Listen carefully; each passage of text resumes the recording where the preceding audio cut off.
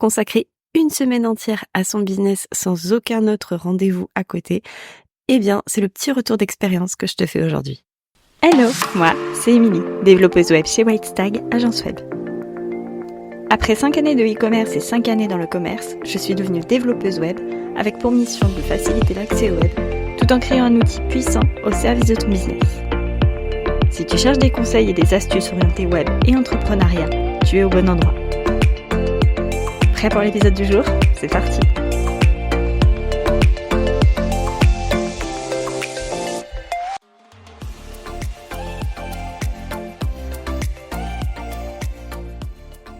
Hello, j'espère que tu vas bien. Comme tu as pu l'entendre en intro, dans cet épisode, on va parler de mon retour d'expérience sur prendre une semaine entière pour son business, ce que moi j'ai appelé le focus business. Cherche pas, ça n'existe pas, ça sort tout droit de ma tête, mais j'en avais absolument besoin et je t'explique tout ça dans cet épisode. Avant de t'expliquer ce que j'ai fait concrètement, je vais surtout replacer dans le contexte pourquoi j'ai eu besoin de faire ce focus business. Il y a quelques semaines, j'étais en train d'écrire ma newsletter et ça m'a pris un temps fou, ce qui n'arrive absolument jamais. Alors, en prenant un petit peu de recul et en regardant un petit peu de plus près, je me suis rendu compte que ça m'était aussi arrivé sur le podcast, sur ma création de contenu, sur même de la simple rédaction de mails. Bref, tout me prenait un temps fou, j'étais satisfaite de rien et je traînais un petit peu des pieds du coup le matin en me disant « tout va encore me prendre énormément de temps pour au final un résultat pas top ». Faut savoir qu'à ce moment-là, je suis en train de lire le livre The One Thing, je ne sais pas si tu le connais, qui te parle de minimalisme et en gros qui t'explique la règle des 80-20, comment 20% de tes actions t'amènent 80% de tes résultats si tu ne le connais pas.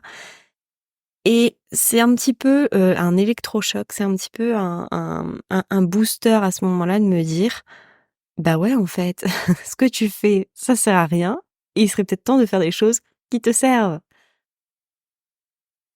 Sauf que quand tu es entrepreneur, et d'ailleurs si tu es entrepreneur, tu dois être à peu près dans la même situation que tous les entrepreneurs qui passent par là, c'est-à-dire que tu as la tête dans le guidon, tu cours après le temps, tu essayes d'innover, de faire les choses différentes, et pour ça, il me fallait du temps, sauf que tu le sais aussi bien que moi, le temps, on court surtout après parce qu'on essaie d'être partout à la fois, finalement, on se rend bien compte qu'on est nulle part.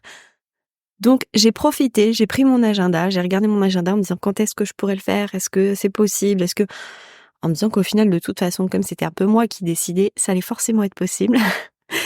Et puis j'ai profité d'une semaine pendant laquelle mes enfants étaient en vacances chez les grands-parents, sachant que du coup j'aurais une distraction entre guillemets supplémentaire en moins et que j'allais forcément avoir beaucoup plus de temps. Donc après avoir défini la plage pendant laquelle je voulais faire ce petit focus, enfin ce gros focus business, j'ai défini les pôles que je voulais traiter, j'ai défini ce qui me prenait énormément de temps, ce qui me donnait moins de plaisir en tout cas à faire, ce que j'aurais aimé mettre en place et que j'avais jamais pris le temps de faire. J'ai tout noté et j'ai planifié, c'est-à-dire que j'ai consacré un jour par pôle. En exemple, je te prends le pôle podcast. J'ai planifié un jour pour ce pôle-là, en sachant pertinemment que un jour, ça serait large. Je serais vraiment super large en prenant une journée entière pour le podcast. Je savais que j'aurais fini avant, mais je me suis dit, voilà, là, t'as zéro excuse. Aujourd'hui, tu ne fais que ça. Tu n'as pas d'excuse de ne pas avoir le temps parce que t'as une journée entière et que en une journée entière, tu peux faire énormément de choses. Je n'étais absolument pas dans l'opérationnel ce jour-là, c'est-à-dire que c'est pas ce jour-là que j'ai choisi d'enregistrer un épisode de podcast ou que j'ai choisi d'aller regarder un petit peu les thématiques qui m'intéressaient, absolument pas. J'ai pris une feuille blanche, je me suis installée à mon bureau et je me suis dit voilà, on va commencer par le plus simple, on va regarder les statistiques du podcast, chose que je suivais un petit peu, mais je vais être tout à fait honnête, pas trop non plus parce que j'avais pas misé complètement sur le podcast. C'est quelque chose que j'aime faire et que je m'éclate à faire en temps normal, en tout cas avant la période où tout me prenait énormément de temps. Et j'analyse un petit peu mes KPI de temps à autre, mais pas régulièrement, en sachant que en fin d'année dernière, je m'étais fixé un objectif d'écoute en me disant franchement, si j'atteins cet objectif d'écoute là, je serais contente, je me dirais que ouais, j'ai enfin réussi à faire quelque chose que je voulais avec ce podcast. En commençant ma journée, d'ailleurs, c'était un lundi, en commençant ma journée en analysant mes KPI, je me suis rendu compte qu'en fait mon objectif était atteint et même largement dépassé. Et du coup, forcément, ça te motive. Tu te dis: «Waouh, en fait, j'ai rien fait de plus», parce qu'entre le moment où je me suis dit que je voulais atteindre cet objectif et aujourd'hui, finalement, il y a eu cette période où j'arrivais plus à faire grand-chose, ou en tout cas tout me prenait du temps. J'ai pas spécialement communiqué dessus, j'ai pas, enfin voilà, la seule petite action supplémentaire que j'ai mise en place, c'est d'être plus régulière sur mes épisodes sur YouTube, par exemple, mais c'est tout. J'ai rien fait de plus et en fait, en ne faisant rien, j'ai quand même réussi à atteindre cet objectif. Et faut être tout à fait honnête, quand tu pars avec, cette idée en tête, forcément ça te remotive, ça te rebooste parce que tu te dis que l'objectif que tu voulais atteindre, l'objectif d'écoute que tu voulais atteindre a été dépassé et que donc, bah, forcément ton podcast est écouté et il est attendu quelque part, donc ça redonne un petit peu, de motivation et tu te demandes: «OK, là, à l'heure actuelle, qu'est-ce qui m'embête sur mon podcast?» Par exemple, moi, c'était vraiment la charge mentale parce que j'avais beaucoup d'idées, parce que, j'arrivais pas à m'organiser. Un petit truc tout bête que j'ai commencé à faire, c'est de me dire: «OK, combien d'épisodes il me reste jusqu'à la fin de l'année? Combien d'épisodes je vais encore pouvoir ou devoir enregistrer pour arriver à la fin de l'année, pour pouvoir recalquer en fonction de mes dates, quel épisode je vais placer à quel moment.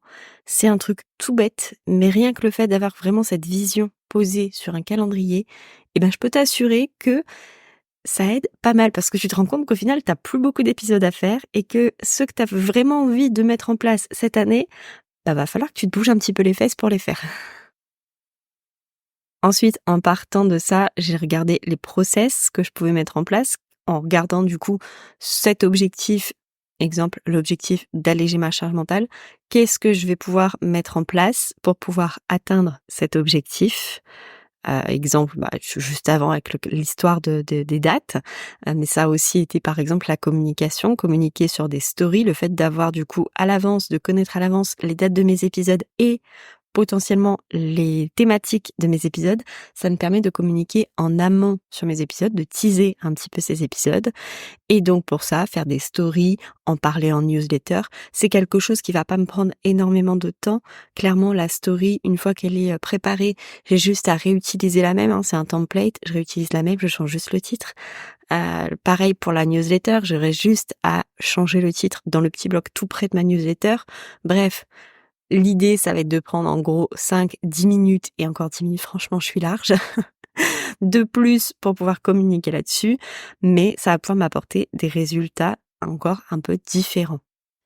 Et enfin, bon, je viens de le spoiler un petit peu, mais la suite, ça a été de mettre dans mon agenda les tâches découpées en tâches de maximum 15 minutes. Pourquoi 15 minutes? Parce que 15 minutes, c'est déjà le temps que je prends, par exemple, tous les jours pour pouvoir faire mon inbox zéro, tu sais, le tri des mails, avoir mes boîtes mail complètement vides. Alors, quand je dis vide, c'est pas la boîte mail qui est vide, c'est vraiment la page de boîte de réception. Tout est classé et traité en un temps de 15 minutes. C'est globalement le temps de me prendre un petit café, tranquillement en même temps, de trier, de répondre aux mails, qui ont besoin d'être traités et je fais ça depuis maintenant 3 ans et le fait de se dire que ce n'est qu'1 quart d'heure parce que soyons honnêtes, 15 minutes, c'est hyper rapide. Le fait de se dire que c'est qu'1 quart d'heure, et ben, déjà tu te retires une énorme pression de te dire que ça va pas te prendre 10 ans, et puis à la fin de ton petit quart d'heure, et ben, tu es bien content d'avoir, coché ta petite case en disant que voilà, ce que tu voulais faire, tu l'as fait, que ça va pas traîner sur la durée et c'est hyper satisfaisant et c'est aussi un moyen, je trouve, d'éviter la procrastination.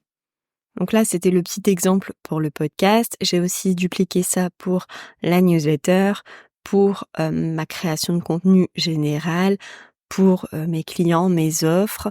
Sur les clients, j'ai découpé en plusieurs parties, la partie prospect, la partie client qui sont dans le process de création ou de consulting ou de coaching et après l'après création, l'après, l'après «service» entre guillemets, pour pouvoir avoir une vision d'ensemble claire.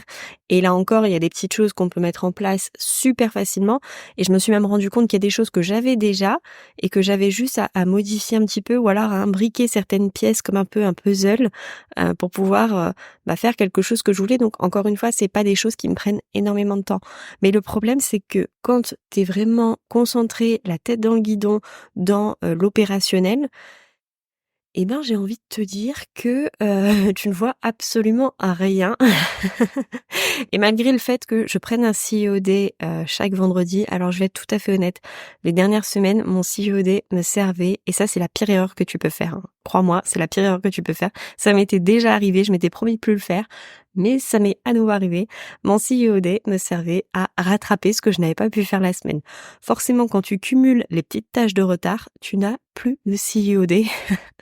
Il faut être honnête, il y a plus de COD, il y a plus de temps pour l'entreprise et en fait, c'est un cercle vicieux parce que du coup, si tu prends pas le temps pour ton entreprise, tu te rajoutes finalement des tâches inutiles, tu fais des choses sans savoir pourquoi tu les fais et tu finis comme moi à devoir prendre une semaine focus business.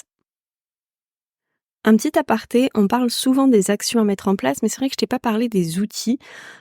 C'est aussi le bon moment, je trouve en tout cas, pour faire le point sur les outils que tu utilises actuellement, sur ceux que tu aimerais utiliser, sur ce dont tu pourrais avoir besoin, pour la suite. Si je reprends l'exemple du podcast, il y a encore quelque temps, j'utilisais Headliner et le problème d'Headliner, c'est que j'avais la version gratuite. Vu ma quantité d'épisodes, c'est pas forcément quelque chose de pertinent de passer sur une version payante.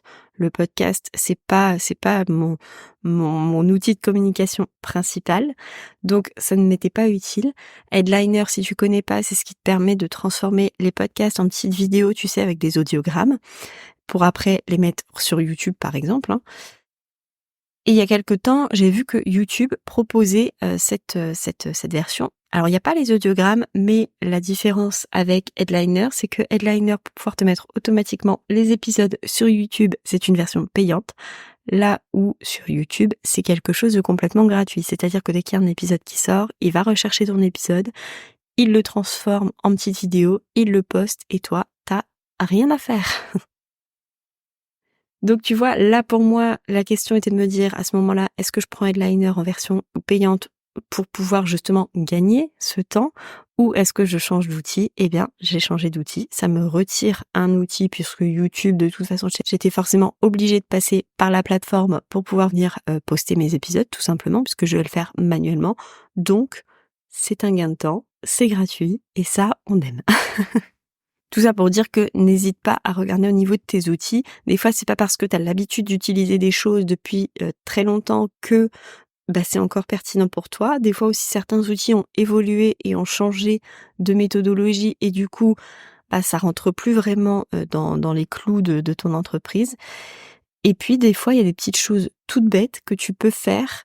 C'est juste un petit pré-réglage et ça va te sauver un temps fou et alléger ta charge mentale. Si je devais faire un bilan de cette semaine, je dirais qu'en fait, c'est quelque chose qu'il faudrait refaire peut-être chaque année. Je sais que ça existe, par exemple, des séminaires comme ça où tu pars quelques jours, tu es entre copines et tu peux retravailler comme ça sur ton entreprise. Il y a plein de façons de le faire, en fait. Moi, je l'ai fait à cet instant-là parce que, j'avais pas mes enfants et que, soyons honnêtes, c'est quand même beaucoup plus pratique de pas avoir 2 ou 3 petites personnes à gérer en plus de ta personne à toi et de ton entreprise et de la maison et enfin bref, tu compris l'idée. Mais j'ai envie de dire, il y a pas vraiment de bon moment. Je crois que le bon moment, c'est quand tu le sens et je crois qu'il faut pas hésiter à prendre ce temps parce que souvent ce qu'on dit, c'est que ça va nous faire perdre du temps puisque une semaine complète de travail en moins, concrètement, en une semaine, on en fait beaucoup des choses et donc si tu la retires de ton opérationnel alors que tu es déjà un peu à la bourre, tu te dis que tu vas perdre du temps. En fait, absolument pas. Tu vas même en gagner parce que il y a des tâches que tu vas enlever qui étaient pas forcément utiles. Il y a des tâches, tu les fais pour les faire parce que tu as l'habitude de les faire comme ça, mais que ton habitude, elle est peut-être pas bonne ou en tout cas plus bonne parce que une entreprise, ça évolue. Ton entreprise de l'année dernière, ton entreprise de cette année, c'est pas la même que ton entreprise de l'année prochaine. De la même façon que ça sera pas la même que dans 5 ans. Et il faut que tout évolue à chaque fois. Et je crois que c'est vraiment un rendez-vous quasi annuel, voire semi-annuel en fonction de comment ton entreprise évolue, à placer dans nos agendas.